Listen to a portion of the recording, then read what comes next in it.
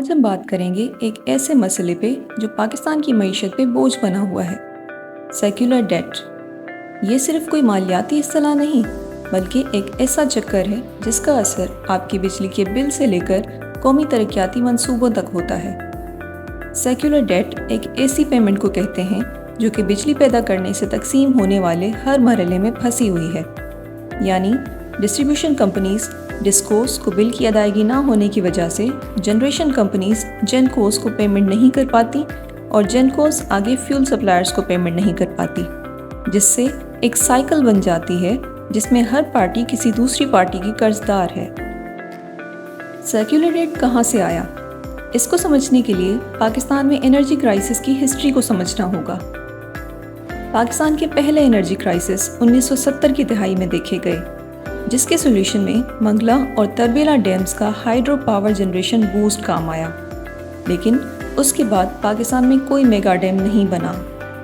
دوسرے کرائسس 1980 کی دہائی میں آئے جب انرجی ڈیمانڈ بڑھی، جس کے نتیجے میں 1994 کی پاور پالیسی اور IPPs کا انڈکشن ہوا، اور تیسرے کرائسس 2005 سے شروع ہوئے جو ابھی تک جاری ہے۔ 90 کی دہائی میں بننے والے IPPs کے ساتھ گورنمنٹ نے کچھ ایگریمنٹس کیے تھے، جن کے تحت گورنمنٹ بجلی خریدے یا نہ خریدے انہیں پیدا کی گئی بجلی کی ادائیگی کرنی تھی، اور وہ بھی صرف ڈالرز میں، اور اسے کہا جاتا ہے کیپیسٹی پیمنٹس، جو کہ عام پاکستانی آج بھی ادا کر رہا ہے ہائی انرجی ٹیرفز کی صورت میں۔ لیکن کیونکہ تیزی سے پاور پلانٹس لگانے کی وجہ سے انرجی جنریشن کیپیسٹی تو بڑھ گئی، لیکن اکنامک گروتھ نہ ہونے کی وجہ سے انرجی ڈیمانڈ نہیں بڑھی۔ 2016 میں سی پیک کے آغاز کے ساتھ ہائی اکنامک گروتھ ایکسپیکٹ کی جا رہی تھی، اس لیے IPPs نے، چائنیز کمپنیز نے اور خود گورنمنٹ نے پاور پلانٹس لگائے فیوچر انرجی ڈیمانڈ کو پورا کرنے کے لیے۔ لیکن جب ڈیمانڈ نہیں بڑھی تو بڑھتا گیا سیکولر ڈیٹ۔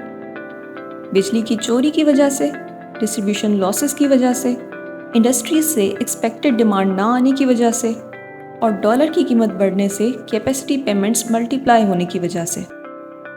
اس سیکولر ڈیٹ کو کم کرنے کے لیے گورنمنٹ نے جو پالیسی اختیار کی، یعنی ٹیرفز کو بڑھانا، اس سے بجلی کی چوری میں اضافہ ہوا، پروڈکشن کاسٹس بڑھ گئیں، انڈسٹریز پاکستان سے باہر جانے لگی، ایکسپورٹس میں کمی آئی، مگر سیکولر ڈیٹ پھر بھی کم نہ ہوا۔ PIDE کی رپورٹ کے مطابق ہر 10% سیکولر ڈیٹ کے اضافے سے معیشت کو $13 بلین کا نقصان ہوا۔ اس کے حل کے لیے IPP معاہدوں پہ نظر ثانی کی ضرورت ہے، جو کہ اب گورنمنٹ کر رہی ہے، اور کچھ IPPs کے ساتھ ری نیگوشیٹ کیا جا چکا ہے، لیکن سفر اب بھی طویل ہے۔ نیو IPPs نہیں بننے دینے اور کیپیسٹی ایڈیشنز مارکیٹ کمپٹیشن کے ذریعے ڈیسائیڈ کیے جائیں، الیکٹرسٹی ٹرانسمیشن کو بہتر بنایا جائے اور لائن لاسز کو کم کیا جائے، بجلی کی چوری کو کنٹرول کیا جائے، اور انڈسٹریز کو بہتر ریٹس پر الیکٹرسٹی دی جائے تاکہ وہ پروڈکشن بڑھا سکیں۔ آپ کے حساب سے اس مسئلے کے مزید کیا سولوشنز ہو سکتے ہیں؟ کمنٹس میں بتائیں۔